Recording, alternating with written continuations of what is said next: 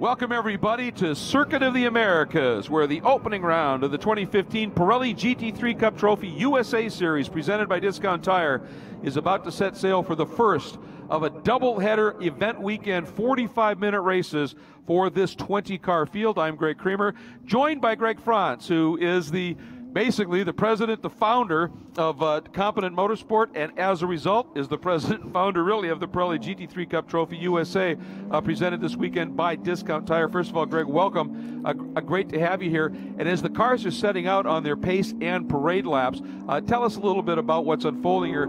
This is basically a GT3 Cup Series, one of Porsche's Cup Series.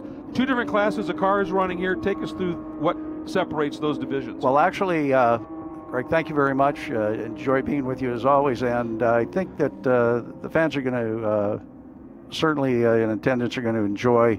Oh yeah. Actually, two sets of within our classes, but also a subclass of ours. And we've got the 991, which is a 2014-2015 991 Cup car. That is our Diamond class, and those are signified on both the hood and on the door sides with 4 diamonds. Nice. And on the other class will be the Platinum class, which is the 2010 to 2013 997s. And at the same time, we have a Masters class for those drivers that are vintage, and we'll have 5 of them competing within this 997 Platinum field. Oh, hey, so basically we got 3 different races going on within one, so we got lots to show you here in 45 minutes of competition. Let's give you a little idea of how things unfolded in qualifying. And a local guy has been absolutely determined to make his mark here this weekend, and that's Will Hardiman, who has really been the gun. Fastest, there you have a look at him, that beautiful number 19 WPD More Speed Diamond entry car, and he has just been the pace setter throughout, and in qualifying put in a brilliant lap. Late in that qualifying session, Oscar Arroyo came up in the number 89 car and got within a second of him, and it was a great lap for him. But maybe the story here, to me in many ways, is the car that's qualified 3rd overall, fastest of the Platinum cars, Fred Keimer in the ATX Autosport number 0. That was a brilliant lap. Yeah, Fred, this is the first time Fred's ever raced with us, but being from Texas, I think he has, that's that local knowledge showing up here. Boy, and that makes a difference on this very challenging track. Qualifying 4th overall, 3rd in the Diamond class, Alessandro Chiocchetti in his number 49. Then you take a look, next up, one of the real veterans in this type of racing, a champion in the IMSA GT3 Cup Series. I mean, the guy's really got some chops. The number 20, Fred Poordat in the WS Affinity entry. I was frankly a little surprised to see him back in 5th. I think he's just laying back to make a show out of it. Completing that 3rd row, the number 84, Jesse Menser, a Diamond category car, the Distech storage-centric machine. Then we take a look, the number 2 of Mike Zwiebak, another driver with a lot of experience in the number 2. And then 2nd in the Platinum division, qualifying 8th overall, also very strong, the number 23, the Racers Group Porsche of Mark Nelson. Yeah, Mark has been with us for, he did 1 full season last year and enjoyed it so much. In fact, he ended up the 2nd race of Sonoma last year in October, right on the top step, and it was a great way to cap the season for him. Boy, and that'll motivate you for the next year. Yeah, absolutely. Got him back strong. Qualified 9th overall, 3rd in the Platinum category, the number 77 is Seth Davidow. And rounding out the top 10 is the car of Steve Goldman, number 3, one of our Diamond drivers in the Discount Tire entry. 11th, the number 22, Mark Yano, a Platinum driver with an immense amount of experience in these machines as well. In the 12th spot, the 08, John Scarlett, a Platinum driver in his SharkSavers.org, excuse me. Qualified in the 13th spot, the number 43, Albert Salvo. He's a Platinum driver, the Miracle Sealants company car. Next up, 14th, number 18, Mike McAllister in the Competition Motorsports, number 18. Qualified 15th, number 99, one of our Platinum drivers, John Trefethen, a busy man this weekend as he's watching his son Lorenzo running in the Pirelli World Challenge, but he said, I got to get out and hammer around here a bit too, and doing a nice job in that Trefethen winery. Beautiful number 99. John, it's interesting. John can go back, and this is, Greg, our 9th, we're beginning our 9th season. John was with us at the very first race also. Yeah, boy, that staying power right there. You got to love that. 16th to number 13, Jason Godfrey, a platinum car in the Semper Fi Funds machine. 17th, number 11, Anand Sharma, platinum driver in the Chazer Clothing Company, number 11. 18th to number 81 of Jim Slavic, and that's the Toro Zorro Tools entry. 19th, 65, Ray Shai, another platinum driver, Sterling Collision, rounding out the field, the number 20. Starting spot, the number 12 on the car is Ranson Webster in his platinum machine. So that sets the field. We just saw the lights go out on the pace car, and boy, I'll tell you what, Will Hardiman not dropping back off that bad boy at all, and they are furiously working at not so much building heat, which they need here. It's been a chilly weekend, Greg, but we just had another race complete, so there's lots of marbles and stuff out there you can see. They're trying to make sure those tires are scrubbed clean as well, aren't they? Well, and think also, Greg, we certainly had a meeting prior to the race here, and all the drivers do understand you're not going to win this in the first turn. So be smart, get up, get this opening lap, let things settle out a little bit, then go after the serious racing and be mindful of what's going on out there. I mean, that's, the biggest thing is just respect the other drivers out there, and everything works out.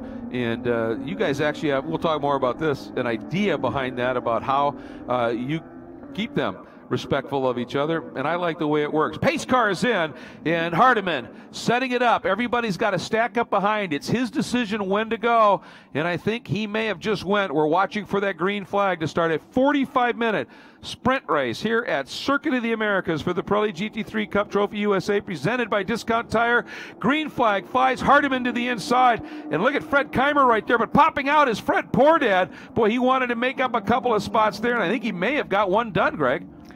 I'll tell you, they look at that coming through. Fanning it out, a couple of cars running wide, but I think that was a smart move on their part this time, because there was guys inside. If they didn't give them a little room, something was going to happen. But a brilliant start by Hardiman, and Fred Keimer using that inside line to his advantage, slotting up into second place for a platinum car. That's a great way to start it off.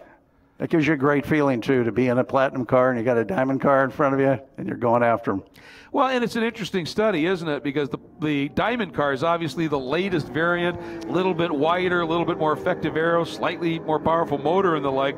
But the platinum cars, not having maybe as much drag, a little bit narrower, in a straight line, those motors aren't that far off. A diamond car, they're quick, aren't they? Yeah, and again, the purpose of the series is certainly focusing on the driver, and that makes the difference, because you have that opportunity to go ahead and know everybody else in my class, same car, and it's going to come down to who's in the seat. Well, that's exactly right, and that's one of the nice things. I mean, you can't in this series. Oop, we got a nice move from a little bit farther back in the pack. Watching Keimer there as he exit. There's, I believe, Arroyo, and looking to see if I can figure out who that guy was making a move. We'll watch for it. But that's the nice thing. You can't throw thousands of dollars at an engine program, or thousands of dollars or tens of thousands at a wind tunnel program. All you can do, a couple of clicks on that rear wing, couple of clicks on the shocks, a little bit of a tire pressure adjustment, which means if you go out and beat everybody, it's been you. Yeah, yes, and that's huge. And I think that's where the real satisfaction comes. Ooh, bit of a moment here. The number 13, Jason Godfrey. Looks like not only did he spin it, he may have stalled it at this point. And I'm wondering if that's on that cut across. Looks like. Because it looks like everybody's being pretty casual out there. And that would smart, if you have some sort of an issue, turn into the cut through and get that car off track. Yeah, no indication from the officials about any kind of a caution at this point. So things settling in. There's the number 20 of Fred Poordad. And nice start. I mean, he ended up just moving up from 5th to 4th. But he was thinking about going underneath Oscar Arroyo at that start. Couldn't quite get that done. But a very, very experienced driver in this class of car. And this is actually the first year that Fred has moved up to basically the 991 Diamond class with us, and boy, he's picked it up fairly quickly.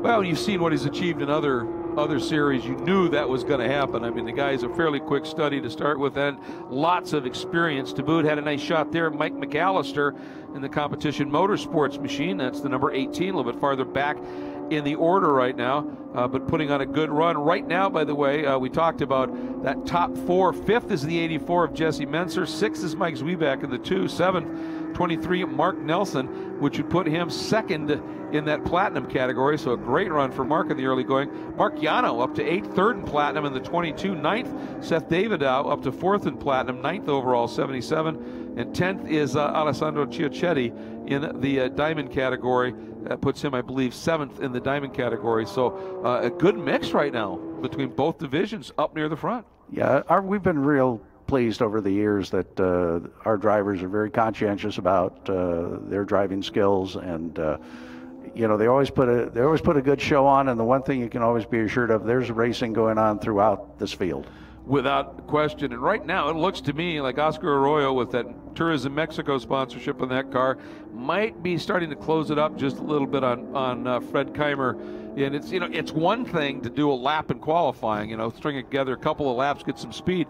Now you got to make the car, got to make these tires, you got to make all of that last now, brakes, the whole thing for 45 minutes. Not a big issue normally with a Porsche, but you know, you're still slinging a car around a very challenging track. Well, like you said, the differential of the fact that they are all the same really comes into play here, and that's where the whole issue of racecraft, the development of that, you know, tire management really makes a difference. Well, and part of that is the whole concept, the way that Competent Motorsport and you guys have structured this series, is that you said, you know, we're basically a professional series, and if a driver gets here, that doesn't mean your education should stop. You guys have a whole structure in place to ensure that these guys continue to evolve. Yeah, as I think many people are aware of, there's certainly an accomplishment to almost in any sanctioning body to be able to get a race license and be proud of that. But unfortunately, what stops is the educational process to really move forward. And what we did in creating this series was to certainly just focus on racecraft and development of that with people that were serious about it. And these are passionate gentleman drivers and newcomers that like to move forward and become professionals. So you brought in essentially to help accomplish that a number of great driver coaches, led by a guy who's got more experience in Porsches than you can imagine, Craig Stanton, isn't it? Yep, Craig has been our director of coaching since year one, event number one. And we've had a number of other coaches come in to supplement that. We've enjoyed having a number of the Porsche factory drivers come in and do a weekend with us. Oh, bit of a moment here. It looks like Fred Keimer got it just a bit wrong. And yep, Oscar Arroyo took advantage, was not going to wait, and just knifed underneath. That was decisive, and that's exactly what you need to see happen. And so Oscar Arroyo now has moved up in the second, Keimer third, still leading in platinum, but now he's got a mirrors full of this beautiful black number 20 of Fred Portad. Coming up behind him, there's still Jesse Menser, and he's been impressive. A couple of times he was right near the top of the sheets in a couple of the sessions of qualifying, slipped back just a little bit, but now Portad really starting to heap the pressure on Fred Keimer. And that's one of the things that can happen, Greg. You're a driver and you see a guy in front of you make a mistake. In this case, two cars in front of you. The guy right in front of you takes advantage. You're thinking, well, if he's a little rattled, now's my chance. Let me get up there, just fill his mirrors up, see if I can force him into another little hiccup. Well, that's where you know, Greg, it's part of that, the strategy of when you get somebody looking in their rearview mirror, it's a huge opportunity for you. Well, that's there just it is. What happened. He just made a beautiful move up into turn one, knife to the inside last second. Fred couldn't cover it, and that was all it took. And now Portad is through Fred on Fred right there and made it work. But both of them slowed up a little bit, and you can hear the Jaws music playing as Jesse Menser is seeing opportunity right now. Yeah, and I think he's looking to set Fred up here too. And this is that great sequence of corners, lots of directions, and the first group of S's here is sort of patterned after that great Maggots-Beckett's complex at Silverstone. This next section of track starts to fall back on itself, patterned a little bit after Suzuka, and the S is there. And then you've got this amazing run through that kink and up into this. It's an uphill, hit the apex, drop down again, and the launch right there on that long, long back straight. And so Here we have a little bit of a jump. We're going to change and go a little bit farther back in the back. There's John Trefethen in that Trefethen Wines car, who is sitting right now in the 13th spot, and that's moved up a couple of spots from where he qualified. So good for him. Yeah, there's, I mean, there's, like we said before, there's a lot of racing going on throughout the track. And even though it's a platinum car, diamond car, everybody gets to be able to have a race with somebody. Well, and that's the neat thing about this is generally you'll find somebody that's running near your pace, and it may be for 8th, not necessarily for the lead, but you get out of the car, the helmet comes off, big grin on your face because you've just involved in a superb race. We're kind of seeing that right now with the number 23 of Mark Nelson we were just following. Just in the back there, right in front of Mark, is Mike Zwiebeck, that's silver number 2, then Mark Nelson, then the 22 of Mark Yano, and these guys are all over each other, and it's behind this lead group, but it's still compelling racing. Boy, look at this here, Keimer now. Finally, he's been able to settle things down a little bit, get back in his rhythm, and is sort of locked onto the back of Fred Portet. Not enough to get by him, but so far he's been able to fend off Jesse Menser in that multicolored car right behind him. But boy, Menser got a great run, didn't he? He's going to go for it here. Up as he looks to the inside. And you can see right there in that shot, folks, that car that's making the pass. Ooh, big wiggle on the brakes for Menser. But you can see that more aggressive stance on that car. It's wider, it's lower, angrier, and he was able to use that handling. And he was deep on the brakes. That thing was dancing. That 991's aero package really makes a difference, and it really makes it a very neutral car to drive. And a driver loves that. And of course, Porsche's always had that engine overhanging the rear axle, essentially. So it's a huge bit of mass back there that pendulums around. And the Porsche engineers, they've just, this is such an iconic body style, this, Porsche 911 from, so long. But they've kept tweaking and tweaking and tweaking on the suspension. And it's just amazing, these new 991s, that people say, they are something else to drive. Well, what's interesting in our series, again, just a moment, is you can take a 996 GT3 Cup car, which is in the year 2000, and still come out and race in one of our classes and be able to go ahead and race on the track and be competitive with a 991 2015 car. Well, and it's interesting because, one thing about the way Porsche does their 911 and GT3 Cup cars is just because it's a bit older than another, it doesn't mean it's obsolete. I mean, these cars are still wicked quick, and they do that by design. The incremental changes are just that, so that car that is being replaced is still a serious player in the right hands. That's right. That's right, and it's like you said, you get more than 2, and you're going to have a race on your hands. No question about it. Speaking of racing, and we're seeing a good one here, as we saw Menser get by Keimer. Now he's starting to close in just a little bit on Fred Portet, so this could be pretty interesting here. But I wanted to ask you a little bit. There's really, obviously you're presented by Discount Tire for this event, but you've got 2 really special companies, Pirelli and Porsche Motorsport North America, that really tie this all together just superbly, don't you? Yeah, we're very fortunate. We, in fact, in the latter part of last year, we've just signed a new contract extension with Pirelli for 5 years, and that's we're so pleased that they are committed to us for 5 more years.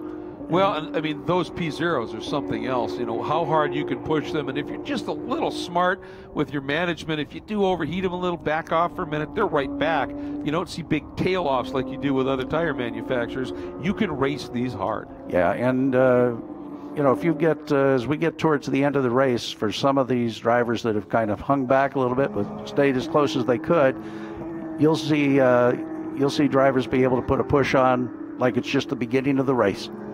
Yeah, it is fantastic. And then Porsche Motorsport North America. I mean, obviously, Porsche globally has a wonderful collection of these GT Carrera Cups out, across the globe. We got the one started here in the U.S. at Porsche Motorsport North America, seriously behind that. And the support program they bring far exceeds just having a parts trailer that is a profit center for them. They really do care about making these racers faster, looking after them with upgrades, the whole thing. They're there to really support, not just sell stuff. Well, and what's really interesting is that support you see even not at the racetrack. You know, that's when their personnel are available to answer any question at any time, and they're always following up to see what they can do to make the cars safer for the drivers. And so many of the features of these cars transfer over to the street automobiles. Right. It's a rolling experiment every. Absolutely. By the way, we're watching a battle here now. Yeah. We're looking back. This is 12th, 13th, 14th. There's Mr. Trefethen, and he in that car right in front of him, the number 3 of Steve Goldman, the Revita Ruggs car, having a great scrap. I think that might be the 08 of John Scarlett right behind them. I mean, this is what we were talking about. You know, we're not in the top 10, but boy, are we in a heck of a scrap. Yep. You got to love what you see here, and that's what makes this so compelling. I mean, these guys have swapped that position back and forth a couple of times. I mean, last lap, we're still showing on scoring that Trefethen's in front in the 11th spot. In fact, it's Goldman, these guys going back and forth all the time here. And, you know, quickly getting back to that Porsche Motorsport North America, I've been fortunate to announce a lot of these, of the North American GT3 Cup category races, and many's the time that a driver has told me, he said, yeah, we didn't think there was any way we were going to make the opening race of the season. We were just too far behind. We got the car, whatever. And PMNA said, you get it there, we'll make sure you're on that grid. Yep. And they said, yep, they were as good as their word. And you know Porsche Motorsports North America's passion.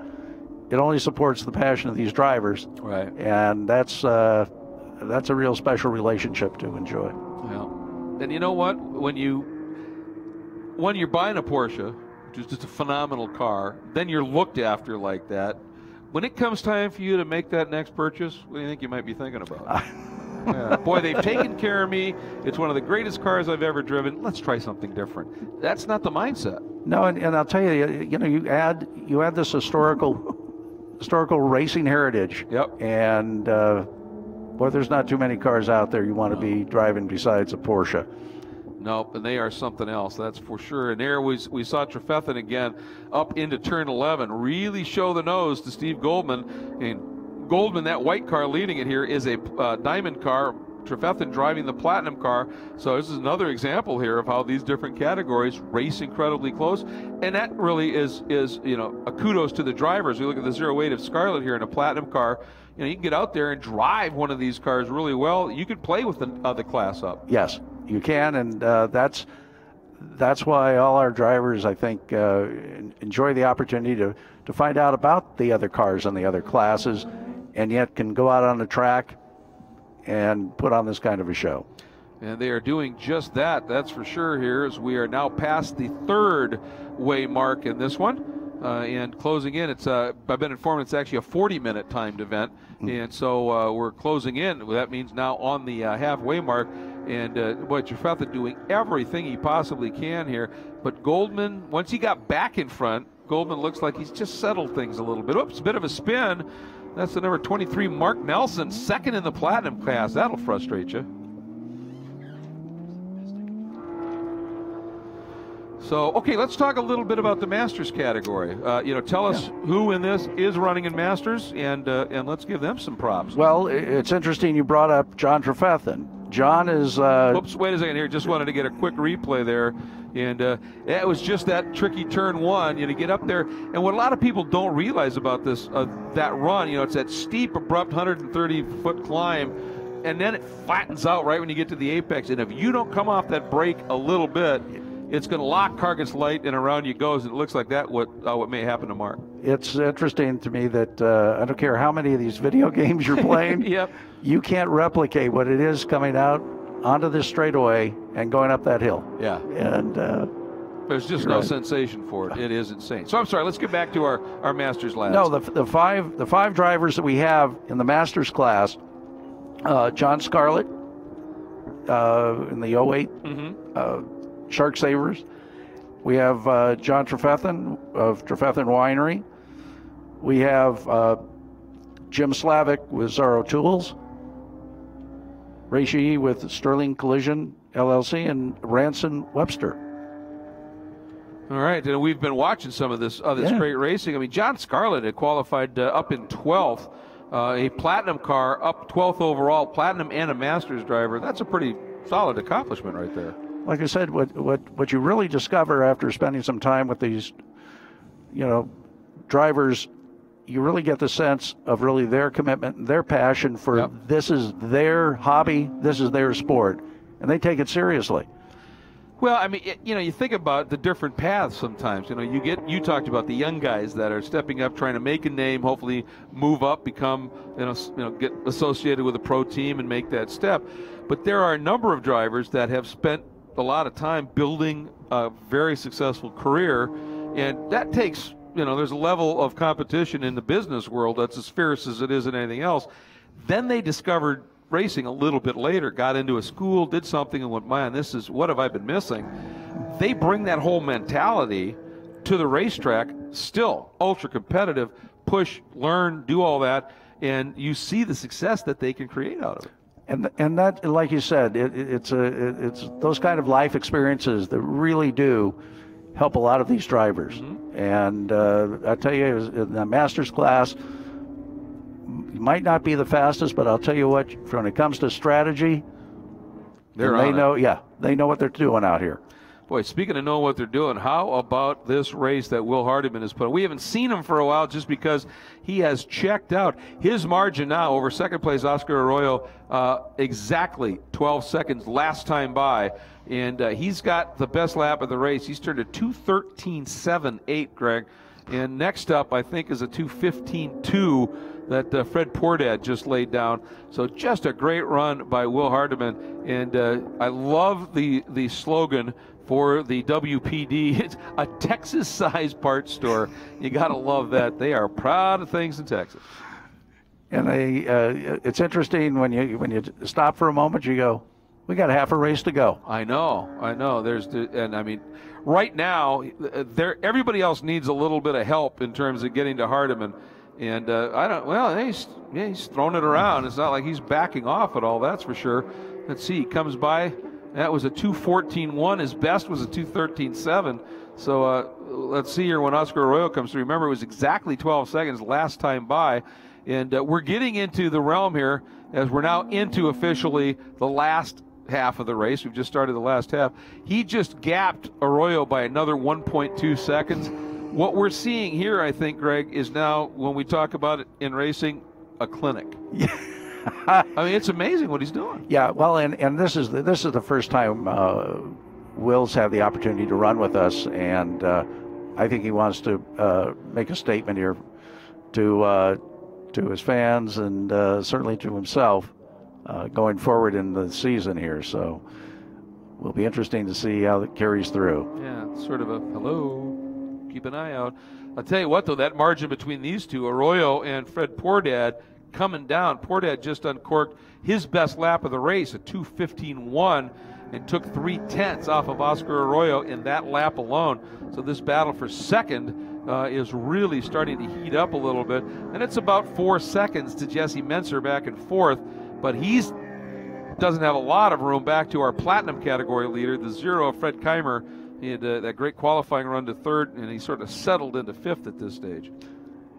And, as we talked about earlier, you might have that, you put one good lap together, but it takes maybe 18 or 19 in this race to make it happen. Man, you better string them together. That guy behind you who's doing the job's coming at you. Ooh, right there. Boy, Oscar, he really turned in early. That was a real early apex into that turn, and you saw what that can do to you. He just pushed wide there, and that was it. Pordad was all over the back of him at that point. And one, that's frustrating. Two, that'll really overheat those fronts. You keep doing that. Yeah, we'll see what happens when they get around on that straightaway. He might just be trying to set him up here.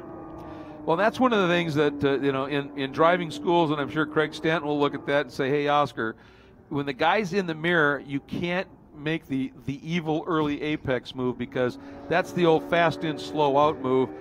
Drive your line, maybe feint a little bit that way, but don't commit like that, so you get something to have on the exit of the turn. Yes, and I think that's, again, every one of these races, really, Greg, is an education for our drivers. Yeah. And because they're getting feedback, they'll certainly be getting a debriefing with Craig later Boy, and Oscar read that beautifully. When Fred made the move, Oscar did the over-under to perfection. I think if he'd been a little bit more aggressive, he may have saved that. But I think Oscar is also, thinking, well, I don't want to, clock this guy and everything, and let him slide through. But that gets back to that respect that we were talking about, which is something else I wanted to, talk to you about, because you said one of the real important things as far as your organization and how you conduct this is you want it to be fun. You want these guys to be friends because it does limit the contact on the track. Yeah, and that whole sociability piece is important because it really will direct you when you're on the track in a race. If you realize that maybe this might not be the best place to take a move on somebody, I can maybe do it someplace else.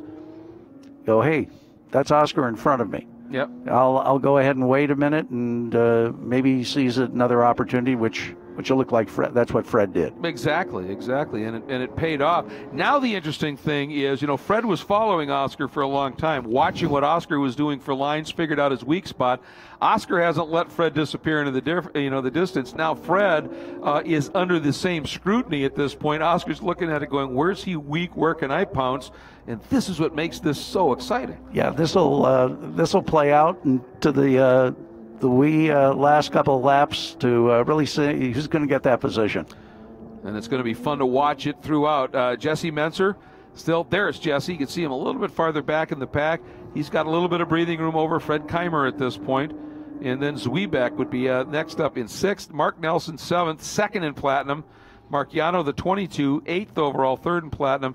77 is Seth David out, 9th overall, 4th in Platinum. And rounding up the top 10, Alessandro Chiocchetti in the number 49 machine.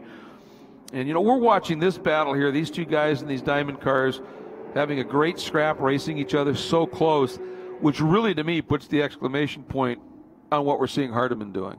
Because it's the same car. Yes. Which tells you that man right now is just another level up. Yes. In what his performance is.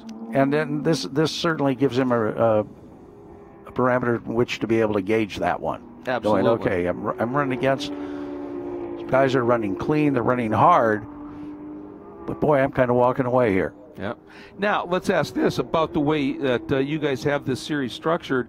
When it's over, will everybody have the opportunity to look at any data from Hardiman's car and say, wow, this is where he's making up all this time.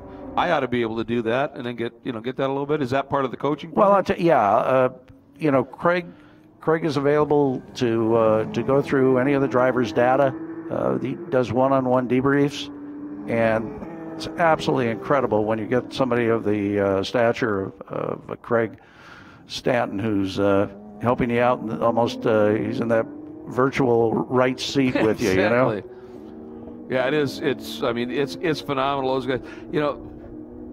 One thing about those pros is, we were doing at Daytona this year, watching Sebastian Bourdais running in one of the prototypes, and he locked up a little bit. And the comment was, well, they call it the limit for a reason, and you exceed it, that's going to happen. But the amazing thing about that is when you're a pro, like a Stanton, you live at that limit. Yeah. And how you don't go over it or under it, you're always there. That's the gift, isn't it? As soon as it's absolutely amazing to me when you see professional race drivers get into a car, they're not easing into a car. They jump in a car, and they jump on it because that's going to, as you said, Greg, they're going to find the limit very quickly and know what to do, but they're going to do it in no more than about 2 laps. Yeah, exactly. And then for the next 20, they can run that edge. And as the fuel load burns off, tires wear, they sense everything, they just feel it, and are able to keep extracting that performance. And that's when you bring somebody like that, like a Stanton, and say, all right, how can I help you now? Yeah. That's pretty brilliant, isn't it? And what also is useful is that, part of the training that is offered. Look at this. Boy, Oscar's trying. Ooh, that was close.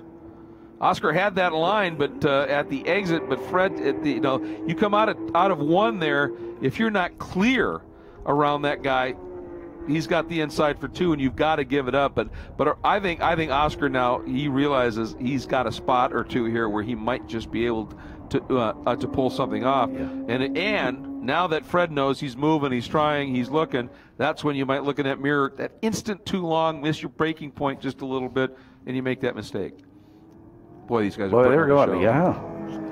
Boy, look at Right Keimer coming yeah. out. Yeah, he is really starting to close it up on Swayback is Menser. back behind him, too. Yep. Oh, Swayback just turned his best lap of the race at a 2:15.5. And look at this. You can see Poor Dad defending, and this is into 11, and this is the most important turn on the track. It leads on to, by far, the longest, and it's a wicked long piece of racetrack in a straight line thrust here. And you shallow up your entry into that, you're slow on the exit, and if somebody's really paying attention and Diamonds goes way out and comes in, it can make a big difference down here in 12. You can see Poor Dad, he realized, I wasn't as quick onto this as I want. I'm going to not quite stay far right. I'm going to make sure I got a little bit of a defense going. And Oscar's going, he knows I'm here now. You've got to, as you mentioned earlier, I mean, what it's about is being able to roll back on that throttle and come out of there cleanly out of these turns. Yep. Well, one of the cool things, from the driving I did, it was always just club racing stuff. I never did anything pro, but one of the joys was when you're in that pursuit mode and you see that guy missing that apex a little bit, starting to defend a little bit, the grin in Oscar's helmet's getting bigger and bigger and bigger. You know, now the only issue is that when you get right up behind somebody, you start to lose some of the aero and the like. Now you can start to overheat the tires. So you've got to always be working. You know, it's really a tightrope, isn't it? Yeah, and to keep going back to that conversation, this is the best training that you can get as a driver is what we call competitive seat time. Mm-hmm. Oh yeah. You can't replicate this in any other way. You've got to be in a seat. That's why we average anything from about 4.5 to 7 hours of track time over a weekend. But it's again always looking at that, trying to make it as competitive as possible so they get that experience, and then when they're in a race, that's what you're going to see. Well, and that's a good point. I mean, a lot of people think racing is all about raw speed. Certainly that's an element, but it's about racecraft. And like you said, you can be awfully fast, but if you can't tell when you just rooted those tires, you're just going to go slower and slower and slower and slower, and it's about control. Now look at this. There's Fred again. Big defense. See if Oscar really gets the run he wants off that turn. Oh, I think he had it, and then the back end stepped out. Yeah. And that may have just scrubbed enough. Boy, he was greedy on that throttle. He knew it was an opportunity, wasn't it? But that's what, you talk about, again, the fundamentals of car control. Yep. Situational awareness of where you are on the track, where the other cars are on the track, all help develop that racecraft. And you see it demonstrated in every turn, in every race there is. Absolutely, and I think Zwieback got around Fred Keimer. Yeah. He did. So Zwieback's a man on a move. We talked about he was turning his quickest laps of the race here a good 2/3 of the way into this one as we're into, what do we have here, about 7.5 minutes left in this one. So this is going to be interesting to see just what is left for these guys to be able to come after here and see what they're going to be able to put down, and whether that black car of Poor Dad's going to be able to fend off what appears to be a very hungry Oscar Arroyo. Well, they're putting a show on right here, and we have Mr. Arteman down the road. Yeah, he's gone. He's just, let's see his official margin now. It's going to be a while, because here we go. We'll find out when Fred crosses that line in timing updates. 26 seconds. I mean, Hardiman is, like we said, he's just put on a clinic here. And I'm going to say one more time, WPD, More Speed, the sponsors on Hardiman's car. So I don't know if we're going to see him again until the last lap. So we'll give him that plug. Now we'll focus on this, and it is a good one. And I think that Zwieback, he closed up quite a bit on Menser.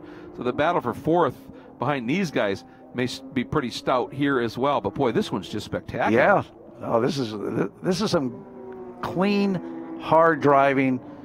And boy, it doesn't get better than this. No. Well, this is what you want to see. This is what it's all about. And I was looking in the background. I'm wondering if maybe Zwieback already. Let's see. Didn't sneak through, see if he flag. He did. Oop. Or is that a lap No, car? I think it's still Menser, I think. Okay. Now we'll keep an eye on that. But boy, these guys are putting it. Here we go again. Fred, very defensive into turn 11. And Oscar this time, now let's see if he can get it without having that. There you go. Nice, easy, smooth. Yeah, look at that run he got coming out. He is right there. Boy, this would be the opportunity. Use that draft a little bit. See if he can get it done. And here he comes. Got that toe. Looks to the inside. Is he going to? He is. Oh. He's going for it. All right, but don't overshoot it. Beautiful job. Exits right where he wanted to be. That was great because Arroyo knew if he ran way wide over there, Poor Dad was just going to come right back underneath him, and Arroyo really put that car in a perfect spot. Still carried a little bit of exit speed, but didn't leave any opening for Poor Dad. That was as clean as you're going to see it. Yeah. I looked over at you, and you were grinning coming out of your chair. That is beautiful stuff, and, you know, that's what this is about. Learning that type of racecraft and being patient with it. You know, I mean, he recognized when he got that last time out of 11, the back end stepped out. Well, that killed my momentum. This isn't the one to try it. You know, keep him nervous, stay in his mirrors, but let's make this work. And he did it now as we're coming up on our final 6 minutes. So his timing was great. And now we'll see. I mean, Fred got by him once, didn't he? So, I mean, you know, Fred knows it can be done. And we'll see whether he's able to do it here in these final 5 minutes. It's going to be fun. This is good stuff. And Fred's not waiting, is he? Big dive bomb move. Ooh! Did they just tank? I think they got away. I don't think they did. Boy, I thought for a minute that there might be just a little bit. If they did kiss, it wasn't very passionate. No. Maybe just a peck. But you know, again, they're both looking and understanding their own limits and their automobile's limits. Well, and it's interesting too that Oscar is just not biting anytime, because I think what Fred wants, he really wants Oscar to come over, then he'll swing out, do the diamond, that's right, and get the run. And Oscar's just saying, no, you know, if you can get underneath me, it's yours. I'm giving it to you. And but every time Fred does that big aggressive move to the inside, he knows he's got to overslow compared to Arroyo, or he's just either going to hit him or go straight into off the track on the outside. This might be an opportunity for Poor Dad, though, if coming out of that turn Oscar got hung up at all. Now Oscar's going to try and use a little bit of a toe. There you see the difference in the Platinum and the Diamond cars, just that aggressive look to it. And, boy, I'll tell you what, that draft helped Oscar big time, didn't it? Look at that. Ooh, and look at this. Boy, Zwiebeck really close to Menser in the background. I think Poor Dad's getting passed through, too. Yeah, there you go. He was able to sneak through. So, boy, if Poor Dad had been held up there, that could have really been the gift for Arroyo. But he was very, very good. Poor Dad wasn't making sure that he was not going to get hung up in any way, shape, or form. There, that was the number 12 of Ranson Webster, one of our Masters drivers, who did a nice job leaving enough of a gap there for Fred to come through, as we are 4 minutes to go. 4 minutes to go in this opening round of the Pirelli GT3 Cup Trophy USA, presented by Discount Tire. And there's this battle for second. Again, as we said, no sign of Hardiman. I think he's run in, had a little bit of barbecue in Austin. Oh, look at this! What a move! And I think Oscar was, they didn't touch, but I think Oscar was looking in his mirrors, locked the rears up, and around he went. But boy, Poor Dad just came out of nowhere, and that just really surprised Oscar. Hopefully we'll see if we can get another look at that. There was no contact, but boy, Fred just surprised him from nowhere. And I think that literally, here it is. Yeah, he came down. Oscar was defending. He got in, and right here, Oscar just too much speed, locked the rears. And that then allowed both Menser and Zwieback to come through. Yep, they are right there. I don't know if they got by him, did they? Yeah, they got by Oscar, I think. Look at there. Yep. There's. Yep, they sure did. Yep, he could not get turned around enough. So this is changing the dynamic here completely. Yeah, you're right. There is Zwieback all over the back of Menser, but that now indeed promotes them to third and fourth. And Oscar behind Keimer sitting in the sixth spot. So that puts Keimer, the lead Platinum car, up into the top 5 at this stage. Boy, that was an absolutely great scrap that we were watching. Now look at this. This one's not done. As Zwieback in that number 2 starting to hound Jesse Menser in the 84 with that same level of pressure. And we were seeing Poor Dad heaping on there as well. And into coming up on 2 minutes to go. So this at least 2 more laps. or the rest of this lap and another one at least.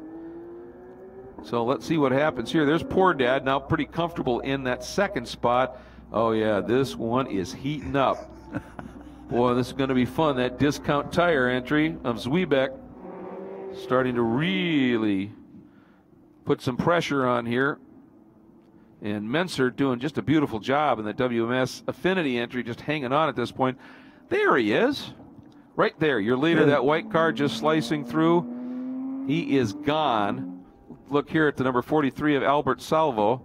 There's Poor Dad, second, and finally with a little breathing room, Greg. Yeah, and what's interesting is both, this is the first race actually for Fred, Jesse, and Michael in the 991s.